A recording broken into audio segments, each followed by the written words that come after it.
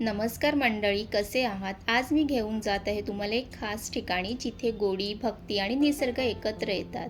आजचा दिवस खूप खास आहे कारण सकाळ झाली आणि मन म्हणालं आज नक्की एडवनच्या आशापुरी मातेच्या दर्शनाला जाऊया.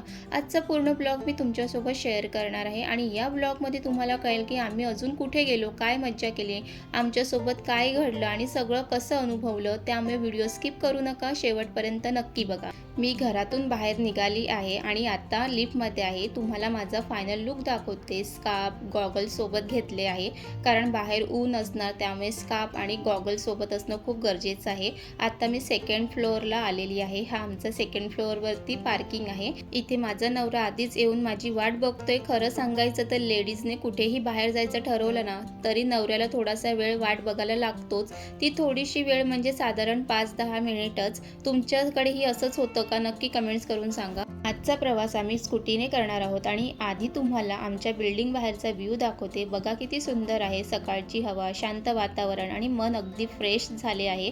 चला तर मग आता प्रवास सुरू करूया एडवनच्या आशापुरी मातेच्या दर्शनाला आणि तुम्ही सुद्धा आमच्या सोबत मातेच्या दर्शनाला शेवटपर्यंत सोबत राहा. सकाळचे 9:30 वाजले तरीही ऊन चांगलंच जाणवते, म्हणून मी स्कार्फ घेऊन उन्हापासून स्वतःचं संरक्षण केलं आहे आणि गॉगलसुद्धा लावलेत.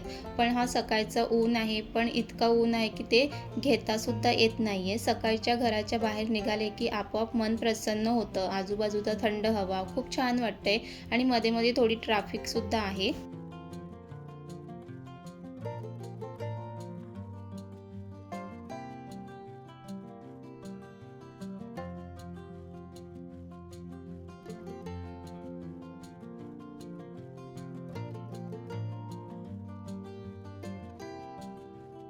मध्ये मध्ये रस्त्यावर सावली पण होती, त्यामुळे प्रवास आणखी छान वाटत होता.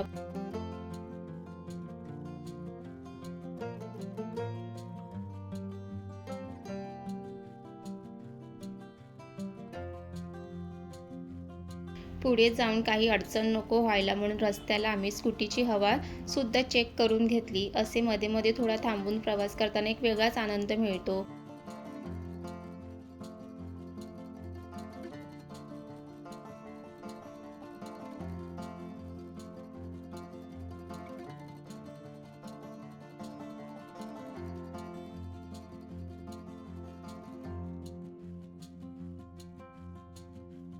सगळं नीट आहे याची खात्री करून मनात उत्साह आणि समाधान घेऊन आम्ही पुन्हा प्रवासाला पुढे निघालो. आता आम्ही माझ्या ऑफिसच्या रस्त्याजवळ आलोय. रोज या रस्त्यावरून कामासाठी ये-जा करताना घाई, वेळेची धावपळ असते, पण आज त्याच रस्त्यावरून वेगळ्याच कारणासाठी जाताना मन खूप शांत वाटतंय. रोजचा तोच रस्ता, तीच वळणं, पण आजचा प्रवास वेगळा आहे. कामाच्या गडबडीपासून थोडा वेळ दूर स्वतःसाठी आणि मनासाठी काढलेला हा क्षण खूप खास वाटतो. अशा वेळी लक्षात येतं की कधीतरी असंही बाहेर पडलं पाहिजे, फक्त कामासाठी नाही तर स्वतःसाठी. आणि तुम्हाला सुद्धा हा एरिया पाहून समजलं असेल की हे कुठूनचं आहे, तर नक्की कमेंट्स करून सांगा.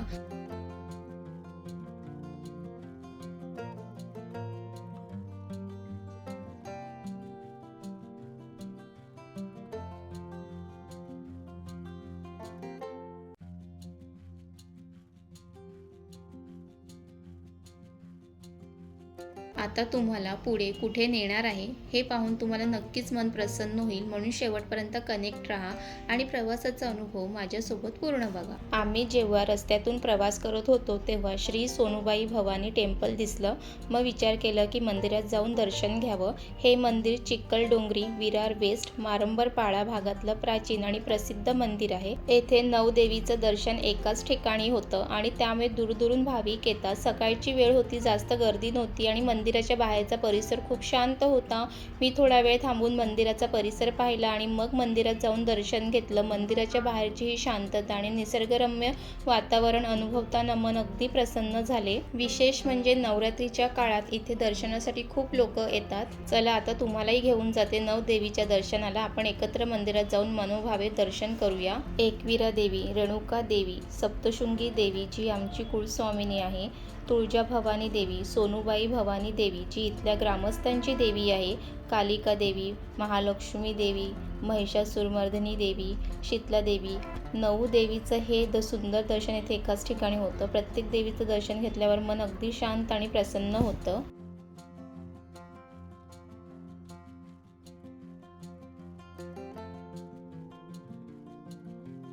त्यानंतर गणपतीचं दर्शन घेऊन मंदिराभोवती प्रदक्षिणा केली. मन अगदी प्रसन्न झालं आणि हा अनुभव खूपच छान वाटला. मंदिराच्या शांत वातावरणात फिरताना आणि प्रत्येक कोपऱ्यात भक्ती अनुभवताना खूप आनंद वाटला. आणि त्यानंतर छान फोटो वगैरे काढून बाहेर निघाले. आणि तुम्ही सुद्धा ह्या मंदिरात आलेले आहेत का हे नक्की कमेंट्स करून सांगा.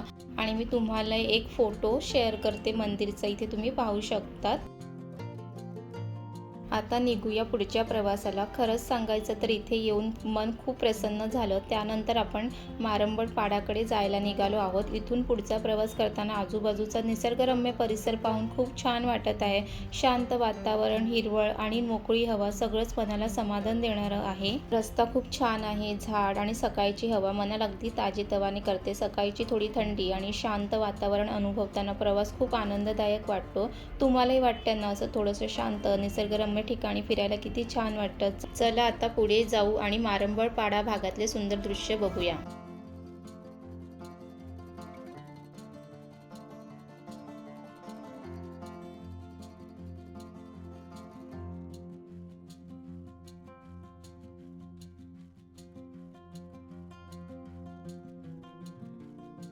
आता आपण रो फेरीसाठी मारंबडपाडा जेटीकडे आलो आहोत. आता पुढचा प्रवास या जेटीने करणार आहोत. ही जेटी विरार आणि सफाळे जलसार यांना जोडणाऱ्या फेरी सेवेसाठी खूप महत्त्वाची आहे. इथे लोक आणि वाहने सरळ बोटीवरून पाण्याच्या मार्गाने जातात. त्यामुळे रस्त्यावरील ट्रॅफिक टाळता येते आणि प्रवासाचा वेळही कमी होतो.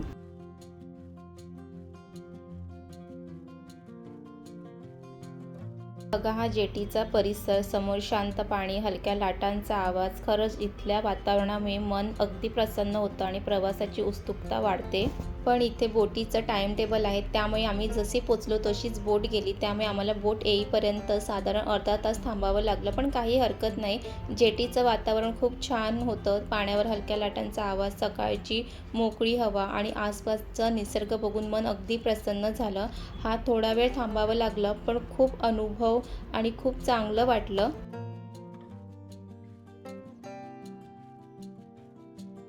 आणि त्यानंतर अर्धा तास वाट बघून झाल्यानंतर फायनली बोट आलेली आहे.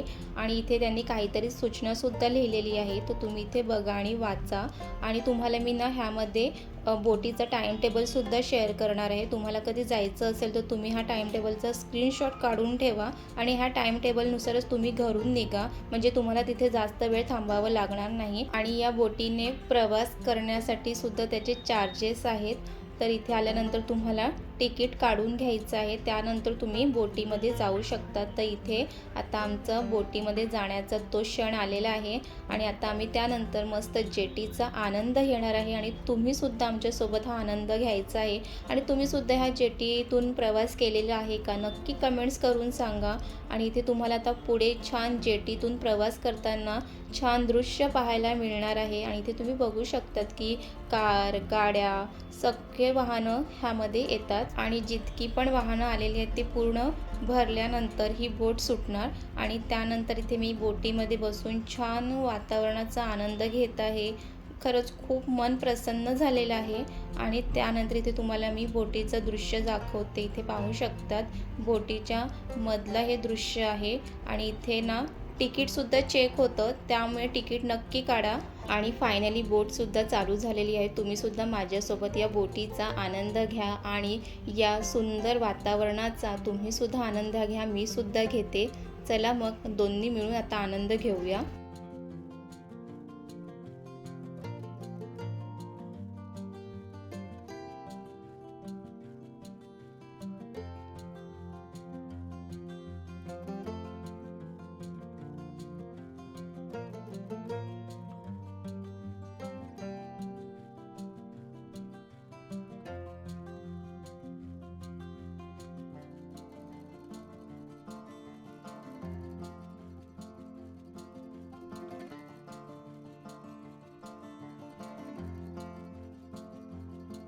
आणि इथे फायनली आपण पोचलेलो आहोत. परत आपण त्या जेटीतून बाहेर निघणार आहोत। साधारण हा 15 मिनिटाचा प्रवास असतो आणि ट्रॅफिकच्या तुलनेत वेळ मोठ्या प्रमाणात वाचतो। पाण्यावरून जाताना निसर्गरम्य दृश्य आणि शांत समुद्र हवा जाणवते, त्यामुळे हा भाग अनुभवायला एकदम छान आहे। त्यामुळे तुम्ही सुद्धा एकदा जेटीने नक्की प्रवास करा आणि त्याचा तुम्ही सुद्धा अनुभव घ्या। आणि चला आता आपण निघूया एडवणला जाण्यासाठी। आणि एडवणला जाताना सुंदर दृश्य, निसर्गरम्य वातावरण हे तुम्हाला बघायला मिळतील, म्हणून स्टे कनेक्टेड। असं निसर्गरम्य वातावरणात बाईकवर प्रवास करणं खरंच खूप छान वाटते। हवा ताजीतवानी, हिरवळ, हलक्या झाडांची सावली आणि रस्त्यावरची हलकी हलचल सगळंच मनाला आनंद देतं। खरंच अशा ठिकाणी प्रवास करताना मन अगदी प्रसन्न होतं। सर्वत्र निसर्ग, शांतता आणि प्रवासाची मजा, खरंच एकदम छान अनुभव आहे। तुम्ही सुद्धा असा अनुभव कधी घेतला असेल तर नक्की कमेंट्स करून सांगा आणि तुमचा अनुभव कसा होता हे सुद्धा कमेंट्स करून सांगा। आणि हे एवढं सर्व प्रवास करून आम्हाला भूकसुद्धा लागली, तर आम्ही एक ठिकाणी थांबून छान नाश्तासुद्धा केला। तो मला शूट करतानाही आला, नाहीतर ते सुद्धा मी तुमच्याशी शेअर केलं असतं। त्यानंतर आपण एडवण गावामध्ये आलेलो आहोत आणि खरंच गावात आल्यानंतर ना खरंच खूप मनाला अजून छान वाटते, कारण आपण ज्या गोष्टी आपल्याला बघायला मिळत नाहीत त्या सगळ्या गोष्टी आपल्याला गावात बघायला मिळतात। गावामधली ती शांतता, गावाकडची ती घरं, अजून ते घराच्या बाहेर जे काम करत असतात ते खरंच बघून खूप छान वाटते। गावाकडची ती साधी माणसं, त्यांचं साधं राहणीमान आणि खरंच हे गावाकडचं जे काही जीवन आहे ना ते खरंच खूप सुंदर आहे। आणि अशा प्रवासामध्ये गावाकडचं वातावरण जर अनुभवायला मिळालं ना तर तो प्रवास अजून छान होतो। आणि फायनली आता आपण आशापुरी मंदिराकडे पोहोचणारच आहोत।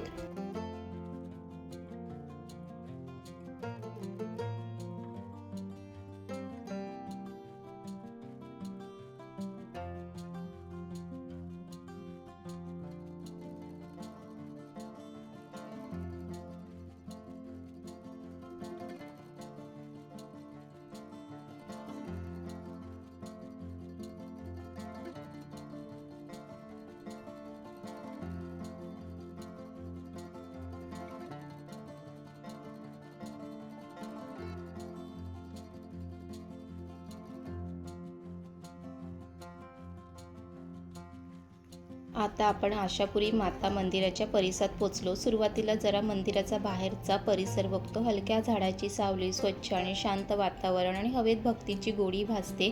मंदिराच्या अंगणात पावल टाकताच मनाला एक अद्भुत शांती अनुभवायला मिळते। भक्तिमय वातावरण, निसर्गरम्य परिसर आणि मंदिराच्या सौंदर्यामुळे मन अगदी प्रसन्न होतं। चला आता आत जाऊन मातेचं दर्शन घेऊया।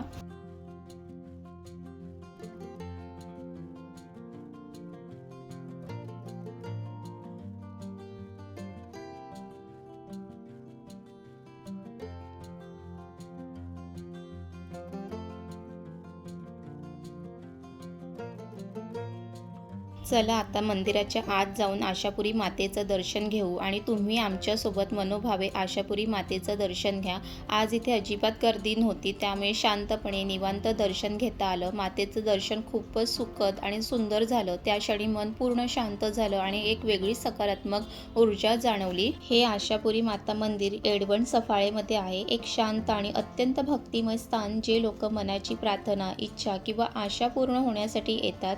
हे मंदिर गावाच्या सुंदर निसर्गरम्य परिसरात वसलेलं आहे, जिथे हवा शांत, आजूबाजूचा परिसर आणि शांतता अनुभवायला मिळते। या मंदिरातील आशापुरी माता म्हणजेच आशा पूर्ण करणारी देवी। लोक तिच्या चरणी त्याचे मनातली प्रार्थना, विश्वास ठेवायला येतात आणि अनेकाला त्यांच्या मनोकामना पूर्ण झाल्याचा अनुभव सुद्धा आलेला आहे। आज मंदिरात गर्दी जास्त नव्हती, त्यामुळे मंदिराचा परिसर छान अनुभवता आलं आणि भक्तीच्या वातावरणात मन शांत दर्शन घेता आलं। विशेषतः नवरात्रीच्या काळात इथे खूप भक्त जमतात, कारण देवीची पूजा उपासना खूप श्रद्धेने केली जाते। आशापुरी माता ही केवळ देवी नाही तर भक्तांच्या आशा, विश्वास आणि श्रद्धेचं रूप आहे। इथे येऊन मनातील प्रत्येक चिंता हलकी होते आणि मनात आपोआप सकारात्मक विचार येतात। मातेच्या चरणी आपण जे मागतो ते शब्दात न सांगता सुद्धा माता समजून घेते, म्हणूनच इथे येणारा प्रत्येक भक्त काही ना काही समाधान घेऊन परत जातो। आजचा हा शांत दर्शनाचा अनुभव आयुष्यभर लक्षात राहणारा आहे।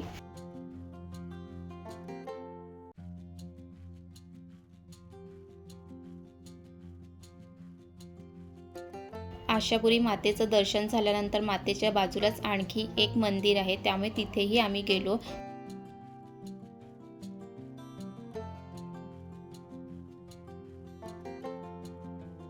आणि त्यानंतर इथे सुद्धा देवीचं खूप सुंदर दर्शन झालं आणि खरंच इथे सुद्धा खूप मन प्रसन्न झालं. आणि आजचा दिवस इतका छान होता ना, की देवीचं इतकं सुंदर दर्शन होत होतं ना, की मनाला एक वेगळीच आनंदसुद्धा मिळत होतं. खरंच सांगायचं तर मंदिरात पाऊल ठेवलं आणि एक वेगळीच शांतता जाणवली. इथे गर्दी नाही, आवाज नाही, फक्त भक्ती, शांतता आणि निसर्ग. त्या मंदिरातून बाहेर पाहिलं की आजूबाजूचा परिसर खूपच निसर्गरम्य दिसतो. हिरवळ, मोकळी हवा आणि दूरवर पसरलेली शांतता. असं वाटतं की वेळ थोडा थांबावा आणि आपण फक्त हा क्षण अनुभवत राहावं.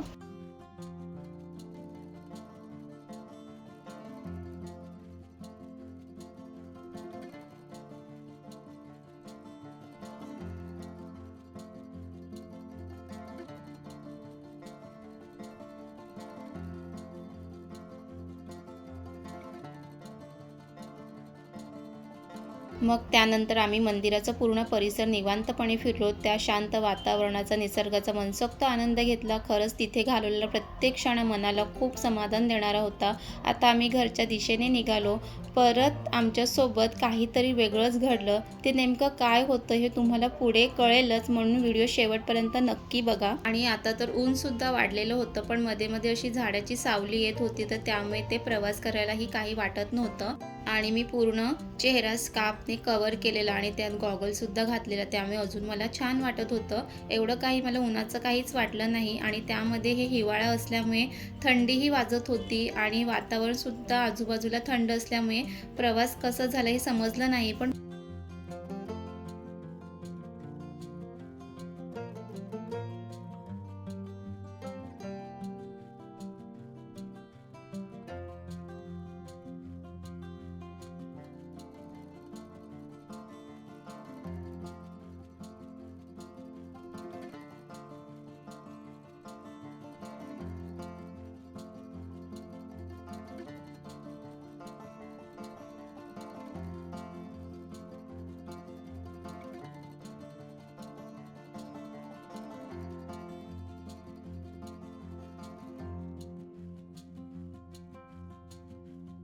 पुढे काय झालं की आम्हाला परत आता जेटीनेच म्हणजे बोटीनेच प्रवास करून जायचं होतं आणि आणि आमची जर ती बोट गेली तर मग परत आम्हाला अर्धा तास थांबावं लागणार होतं. आणि ती बोट सुटणार होती 12:15ला आणि आम्ही मंदिरातून निघालो 12ला 10 मिनटं कमी असताना निघालो.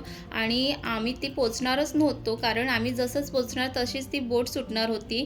पण मातेच्या कृपेने ती बोट सुटली नाही आणि आम्हाला कट टू कट ती बोट मिळाली. मग आम्ही लगेच गाडी थोडी फास्ट घेतली आणि लगेच जाऊन तिथे पोचलो आणि परत तिकीट काढायची असते, मग ती पटकन तिकीट काढून घेतली आणि परत एकदा बोटीमध्ये बसून छान वातावरणाचा आनंद घ्यायला मिळाला. आणि ते आमच्याकडे टाईम टेबल असल्या कारणाने आम्हाला ते बोटीचं टाईमसुद्धा समजलं आणि त्याप्रमाणे आम्ही ते सगळं मॅनेज केलं. आणि ते तुम्ही एकदा परत बघा की पूर्ण बोटसुद्धा परत भरलेली आहे आणि बोटीमध्ये खरंच खूप सुंदर जेवणाचा वाससुद्धा येत होतं, कारण बोटीमध्ये जेवणसुद्धा बनवलं जातं. आणि तुम्ही सुद्धा एकदा बोटीने प्रवास करा आणि केला असेल तर तुमचा सुद्धा अनुभव मला नक्की सांगा. आणि बोटीने जाताना 15 मिनटं आणि येताना सुद्धा 15 मिनटंच लागतात, तर असं अर्धा तासामध्ये हा प्रवास होतो. आणि तुमच्या मनामध्ये या जेटीबद्दल, या बोटीच्या प्रवासाबद्दल काही मनामध्ये प्रश्न असतील तर नक्की मला कमेंट्स करून विचारा, मी तुम्हाला नक्की तिथे उत्तर देईल. आणि इथे 15 मिनटं झालेली आहे, बोटीचा प्रवास संपलेला आहे. आता आपापले बाईक घेऊन सगळे निघतील. आणि तुम्हाला आजचा हा ब्लॉग कसा वाटला, आशापुरी मातेचं दर्शन घेऊन तुमच्या मनाला सुद्धा कसं वाटलं हे नक्की कमेंट्स करून सांगा. आणि अजून तुम्हाला पुढे असे छान छान ब्लॉग पाहायला मिळतील, त्यासाठी चॅनलला सबस्क्राईब करून घ्या. आणि तुम्ही आपल्या चॅनलवर नवीन असाल तर नक्कीच आपल्या चॅनलला सबस्क्राईब करून घ्या. आणि तुम्हाला हा ब्लॉग कसा वाटला हे नक्की कमेंट्स करून सांगा. एक लाईकसुद्धा करा आणि एक महत्त्वाचं म्हणजे सबस्क्राईब करायला विसरू नका. आणि आजचा व्हिडिओ तुम्ही शेवटपर्यंत पाहिल्याबद्दल तुमचं मनापासून धन्यवाद. आणि चला आता मी माझ्या घरी जायला निघाली आहे. आणि चला मग पुन्हा भेटूया अशा छान ब्लॉगसोबत. तिथपर्यंत मस्त राहा, मस्त फिरा आणि छान छान मुवमेंट्स एन्जॉय करत राहा. Bye bye.